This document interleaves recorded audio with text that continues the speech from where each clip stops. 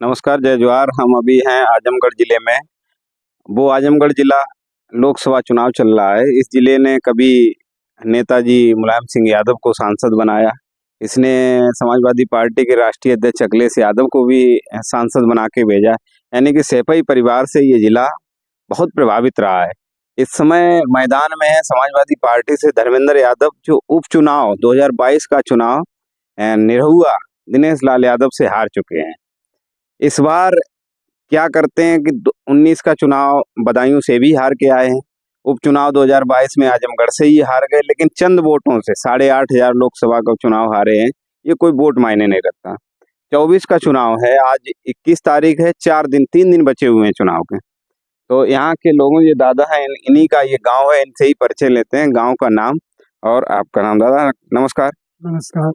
आपका ये गांव कौन सा है? विजयपुर। विजयपुर। यहाँ आजमगढ़ जिले में कितनी विधानसभा है? 10। 10 विधायक किसके हैं? सपा के। अच्छा, लोकसभा चुनाव जो है ट्रेंड पे, किन मुद्दों पर इस बार पब्लिक वोट कर रही है? बेरोजगारी और छुट्टा साढ़, यही मुख्य मुद्दे हैं। नौजवान लड़के बेकार घूम रहे हैं। शिक्षा लेकर के 10 साल में कोई नौकरी नहीं मिली, किसी प्रकार का जॉब नहीं मिला। इस तरह से मुख्य मुद्दा यही है। मुख्य मुद्दा बेरोजगारी है। बेरोजगारी है और साढ़ की समस्या भी है, क्योंकि गांव है, चारों तरफ साढ़ ही साढ़ दिखाई दे रहे हैं। फसलों को काफी क्षति पहुंचा रहे हैं। ये साढ़ों की समस्या 2019 में रही है। हाँ, 2022 में भी रही, लेकिन कोई प्रभाव नहीं पड़ डाल पाए सरकार पे। नहीं, सरकार इस दिशा में कोई कदम नहीं उठा सकी। नहीं, पीड़ित किसान जो हैं 2019 में भी साढ़ों से रहे हैं, 2022 के चुनाव में भी साढ़ों से रहे हैं। 2019 का लोकसभा चुनाव हुआ तभी भाजपा से साढ़, क्योंकि 2017 से जब योगी जी आए तब से ये साढ़ माना जाता है कि छोड़े गए हैं।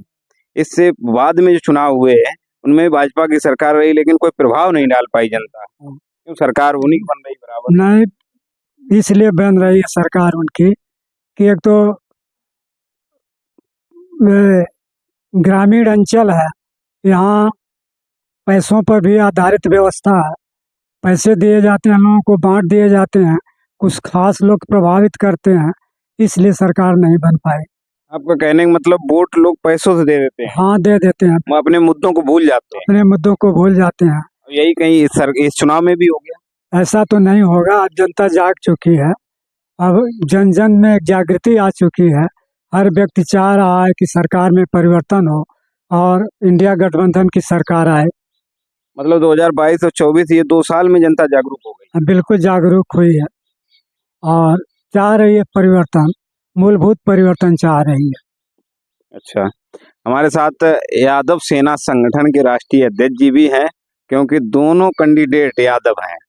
इस पर क्या कहेंगे आप? कहाँ दोनों कैंडिडेट? एक दिनेश लाल यादव निरहुआ भाजपा से। देखो भाई, ये धरती न धर्मेंद्र यादव की है न निरहुआ की है जी। ये धरती चंजीत यादव की है, बाबू बागेश्वर यादव की है, रामनरेश यादव की है। तो इस धरती के लोग थोड़ा बहुत इधर उधर हो गए थे, लेकिन यहाँ जो चुनाव लड़ा जा रहा है ना, वो संविधान बचाने के लिए लड़ा जा रहा है, रोजगार बचाने के लिए लड़ा जा रहा है, किसानी, खेती, अपना घर, जमीन, मकान बचाने के लिए लड़ा जा रहा है।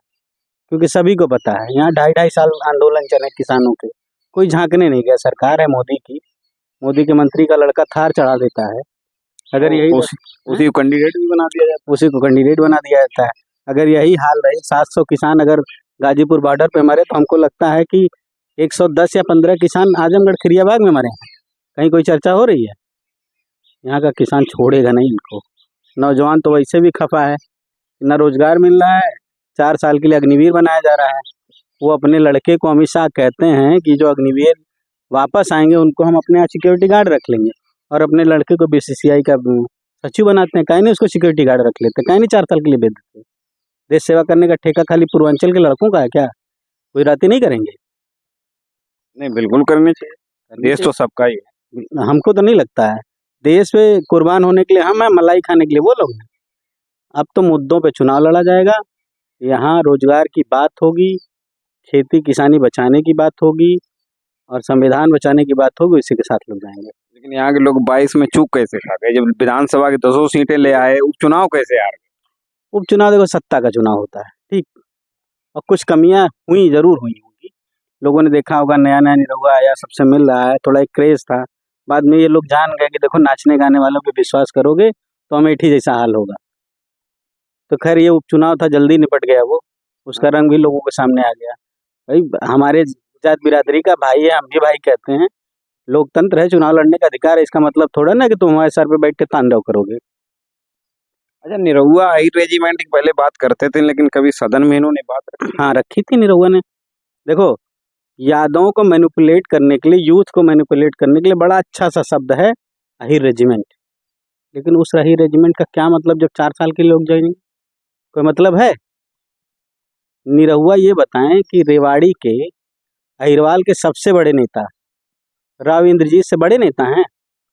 राव इंद्रजीत ने 2014 में रेवाड़ी में रैली की पहली, मोदी के साथ। तो भी मुद्दा था हाई रेजिमेंट की, हमारी सरकार आएगी तो हाई रेजिमेंट बनेगी, ठीक। नहीं बनी। 2019 में फिर चुनाव लड़ा गया, 2019 में भी यही मुद्दा था। 2019 की रैली ऐसी थी अहिरवाल में, वो रेवाड़ी क्षेत्र में जो अहिरवाल में रैली दोबारा हुई, उस रैली में सिर्फ वो परिवार आए थे जिन परिवार का कोई ना कोई एक सदस्य सेना में हो या एक्स आर्मी मैन हो, वही लोग सिर्फ आए थे। सोचो सेना के लोगों के बीच में खड़े होकर मोदी ने झूठ बोला, और उनके बीच का एक यादव, जो अब तो हम ये कहेंगे कि विभीषण पैदा होने लगे यादव पर, पहले तो नहीं पैदा होते थे। राव इंद्रजीत होंगे राजा, लेकिन ये तो विभीषण है जो अपने समाज के लोगों को बेच रहा है। रेजिमेंट के नाम पे लोगों को ले जाकर बेच आया, अपने वोट से बन गया, अपने राजमंत्री बन गया, अपनी बेटी के लिए टिकट मांगने लगा। उसने सड़क पे आंदोलन रेजिमेंट के लिए तो नहीं किया, आंदोलन किसके लिए? अपनी बेटी के लिए। 2 महीना मुंह फुलाए बैठा था, किसके लिए? अपनी बेटी के लिए। तो उसको समाजवाद से कोई मतलब नहीं, ना रेजिमेंट से मतलब है। सिर्फ ये मतलब है कि रेजिमेंट का मुद्दा कब तक जिंदा रहे, कब तक हम बेवकूफ़ बनाते रहें। तब लोग नहीं बेवकूफ़ बनेंगे, सबको मालूम 4 साल के लिए नहीं जाएंगे। 4 साल के लिए जाए हो तो उस 4 साल की सेवा हर नेता का लड़का दे, उसके बाद आके नेतागिरी करे, उसके बाद आके सिविल सर्विसेज की तैयारी करे, हमको कोई आपत्ति नहीं है। लेकिन सिर्फ हम नहीं जाएंगे, ना ही सिर्फ हमारे घर के बच्चे जाएंगे। ठेकेदारी हमारी है। जब निजीकरण सेना में भी हो रहा है तो तुम तो ऐसे बेचने की तैयारी कर ली हो देश की, बचा क्या? खाली हम गोली खाने जाएं? अच्छा, आप यादव सेना संगठन के जिला अध्यक्ष हैं और इनका पैतृक जिला भी यही आजमगढ़ है, और ऐसा संगठन इन्होंने अभी बीच में 19, 20, 21 में और 22 तक हमने 4 साल, और 4 साल क्या, इसके बाद चाहे देवरिया वाला कांड भी ले लो, कि जितने संगठन थे यादव समाज के, कई संगठन है, लेकिन सब पीछे, यादव महासभा भी इनके आगे एक बार पीछे पड़ गए, मतलब कमजोर हो गई जिनके आगे। ऐसा यादव सेना संगठन चला प्रदेश में। आप पूरे प्रदेश में कैसे देख रहे हैं? हर जगह आपके लोग हैं। देखिए हमारे लोग हैं, लेकिन सबसे बड़ी समस्या जानते हैं क्या है? सब किसान परिवार से हैं, उनका मेन व्यवसाय किसानी है, और वो बर्बाद की जा रही है। आय दुगनी के नाम पे डाई यूरिया से 10 किलो निकाल लिया गया बोरी में से, और उसका रेट लगभग दुगना कर दिया गया। डीजल के रेट इतने बढ़ा दिए गए कि खेती इतनी महंगी कि वहाँ से कुछ बचा नहीं पा रहे हैं। और रोजगार का हाल ये है कि सेना में सिपाही हो जाते थे या उत्तर प्रदेश पुलिस में सिपाही हो जाते थे, आज वो भी खत्म हो चुका है। और 69,000 शिक्षक भर्ती में देख लीजिए, वो भी किसानों के बच्चे थे, उनको भी बर्बाद कर दिया गया। उसमें भी लगभग 14-15 हज़ार पद जो ओबीसी को छीन लिए गए, तो ओबीसी में ही तो आता है यादव। अगर यादव की ही बात करेंगे तो उसका नहीं नुकसान हुआ क्या? वो उनके घर के बच्चे जो 10-10 साल तैयारी करके वहाँ पड़े रहे, लाठियाँ खाए 1.5-1.5, 2-2 साल, तब भी वो नहीं सेलेक्ट हुए या उनको नहीं रखा गया, तो उसका जवाब तो वो देंगे ना। मौका है उसमें उसमें जो कोर्ट का डाटा आया कि 6800 जो स्वीकार की, उसी में जो कोर्ट ने डाटा कलेक्ट किया है कि 10 अरब रुपए 6800 वालों को किसी ने बेईमानी कर ली, जिनके घरों में नहीं जाना था और दूसरे लोगों के घरों में गया। भाई जो लोग सत्ता में बैठे हैं, लेकिन फिर भी जैसे मोहन यादव मध्य प्रदेश से आते हैं यहाँ चुनाव प्रचार के लिए, ये लोग जब पिछड़ा या यादवों को वोट लेने आते, तो कम से कम ये चीज, ये मुद्दों भी तो देखें। वो यादवों का वोट नहीं लेने आते हैं, फिर वही बात है, यादवों को ठगने आते हैं। जैसे राव इंद्रजीत सिंह वहां ठगे हैं, मोहन यादव यहाँ ठगवाने के लिए भेजे गए थे, जाओ अपने समाज को ठग के आओ। वो राम के नाम पे नहीं ठगी हो पा रही, तुम कृष्ण के नाम पे ठगो और नारा लगाओ कि अयोध्या तो झांकी है, काशी मथुरा बाकी है। तो यादव इतना बेवकूफ नहीं है। और मैं बताऊं, ईमानदारी से कहूं कि कृष्ण के लिए भजन लिखने वाले और कृष्ण के लिए गाने वाले, कृष्ण की महिमा मंडन करने वाले ना, किसी भी भगवाधारी और जनेऊधारी से ज्यादा मुसलमान है। अगर वो हमारे आराध्य की बड़ाई कर रहे हैं तो हम उनका सम्मान करेंगे। हम लड़ने लड़ाने वाले नहीं है कि किसी जनेऊधारी कहने पे मुसलमान की गर्दन काट लें। हमारे साथ कंधा से कंधा मिला के आज उत्तर प्रदेश मुसलमान है खड़ा है, क्यों छोड़ दें भाई तुम्हारे कहने पे? हमारा हक अधिकार तो ब्राह्मणों ने खाया है, ठाकुरों ने खाया, कुल मिला के सवर्णों ने खाया, और लड़ाई हम मुसलमानों से लड़े। सब लोग संविधान पढ़ने लगे हैं, मंडल कमीशन समझने लगे हैं। अब इस बहकावे में नहीं आएंगे कि धर्म खतरे में, कोई धर्म नहीं खतरे में। खतरे में योगी और मोदी कुर्सी है, धर्म नहीं खतरे में है। धर्म एकदम अपनी जगह है, जहाँ था वहीं है। हाँ, इन सबों की दुकानें जरूर धर्म के नाम पे जो चल रही होंगी, बड़ा बड़ा पेट फुलाए फलाने महामंडलेश्वर फलडिका में महामंडलेश्वर जो लोग बने हैं पंडित जी, उनकी खतरे में है। ब्राह्मण छोड़ कोई और मंडलेश्वर बता दो, महामंडलेश्वर तो मैं जानूं। गर्भगृह में मालाधारियों की एंट्री नहीं है, सिर्फ सूताधारी जाता है। और सूताधारी कौन होता है? ब्राह्मण और क्षत्रिय, और मालाधारी सारे बैकवर्ड दलित। इन चीजों में मत जाइए, मैं लेटेस्ट मुद्दों पे बात कर रहे हैं। चुनाव चल रहा है, एक दीदी भी हमारे बीच हैं। दीदी, आप पहले अपना परिचय दीजिए, कौन जिले से हैं? जी, मैं पूनम मौर्य, पूर्व प्रत्याशी नगर पालिका समाजवादी पार्टी जौनपुर। जौनपुर से हैं। क्या स्थिति है दीदी? आजमगढ़ आप प्रचार कर रही हैं और जौनपुर से आपका पैतृक जिला है, तो पब्लिक जुड़ी हैं, आप महिलाओं से भी जुड़ी हैं। क्या इस बार मूवमेंट है महिलाओं का? इस बार सभी लोग पीडीओ कोड देने जा रहे हैं। जब माननीय अखिलेश यादव जी ने ये नारा दिया था कि इस बार पीडीए सरकार बनाएगी, तो लोगों ने मजाक उड़ाया। माननीय प्रधानमंत्री नरेंद्र मोदी ने भी कहा पीडीए माने परिवार, लेकिन पीडीए पूरा 85% का परिवार हो गया है।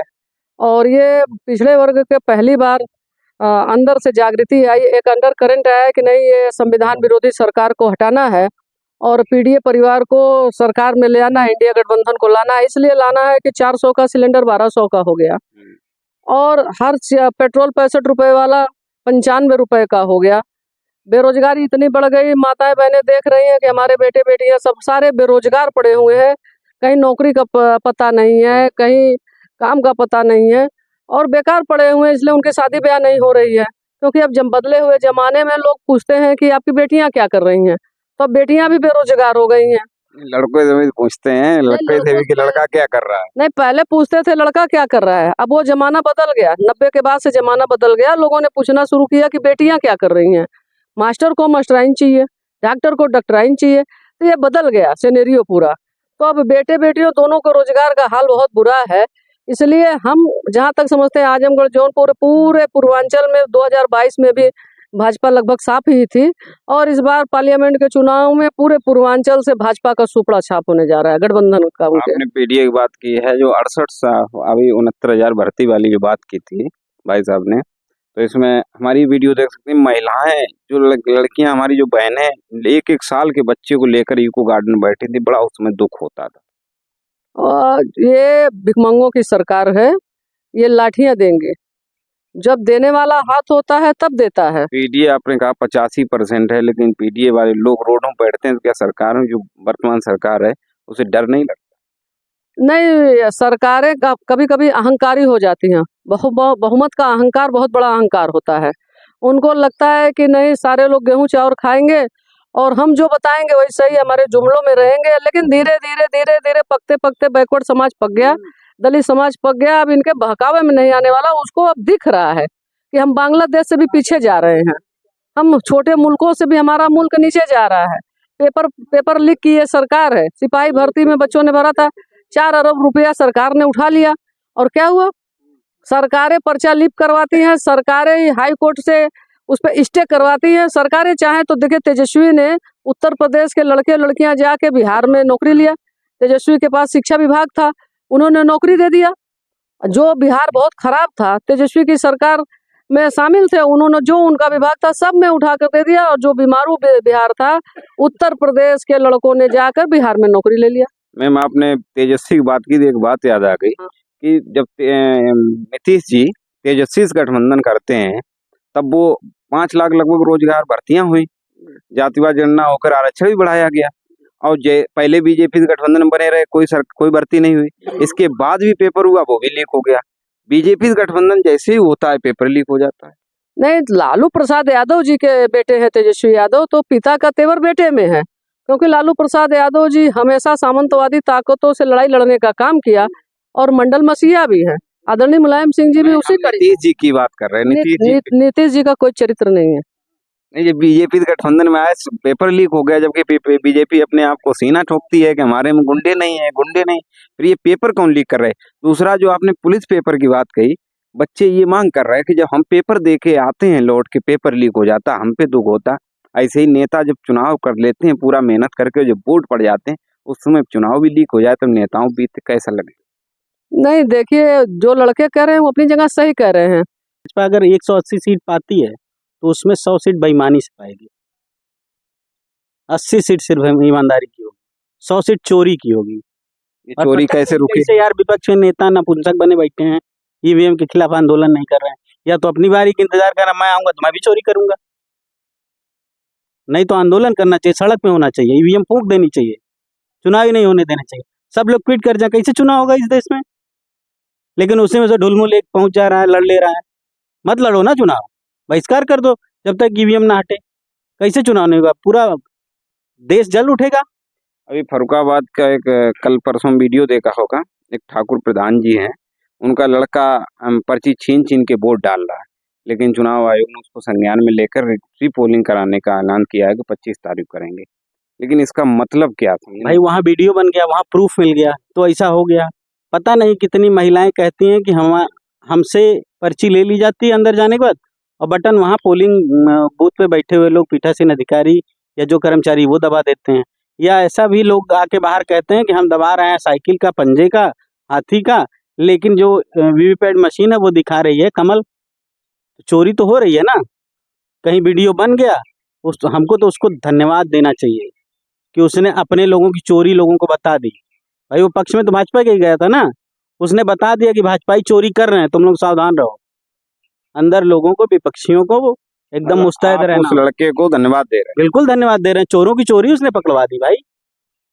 वो नासमझ था, इसलिए उसने अपना घर दिखा दिया कि हम, ये घर चोरों का है, इनसे सावधान रहो। ठीक है, ये थे हमारे साथ 2-3 लोग, आजमगढ़ के भी हैं और जौनपुर के। दादा और कुछ काम बताना चाहेंगे क्या? नहीं, कुछ नहीं। कुछ नहीं। आजमगढ़ और जौनपुर 2 जिलों की रिपोर्ट मिल गई। और दादा का आप कुछ कहेंगे? नहीं, कुछ कहना चाहते पहले? नहीं, ऐसा कुछ कहना नहीं। पीडीए की सरकार बन रही है, हम लोग चुनाव जीत रहे हैं, और जो भाजपा 400 पार का नारा दे रही, तो 400 पीडीए का, इंडिया गठबंधन का, उसके पार का उनका है। मतलब 400 छोड़ के उसके पार उसके वाला? पार का मोदी का जो नारा है कि 400, अब की बार 400, तो 400 इंडिया गठबंधन का, उसके बाद वो छलांग लगा के उस तरफ चले जाएंगे। यही है। लगभग 145 बचेंगे, अब 143 वही वो भी बेईमानी से ले जाएंगे। अच्छा अच्छा, ईवीएम में बेईमानी कर रहे हो, कुछ न कुछ हर जगह। मतलब जमीन पे नहीं है? जमीन पे कहीं नजर नहीं आ रहे हो, जमीन के बाहर है, ऑन पेपर है वो, बाकी जमीन पे कहीं नहीं। ये हमारे साथ थे। अब आप सभी लोग देख रहे हैं द पिछड़ा दलित आवाज, और जुड़े रहिए। चैनल को सब्सक्राइब जरूर करें, लाइक करें और कमेंट करके अपना सुझाव भी दीजिए कि किन मुद्दों पर चुनाव इसमें जनता देख रही है।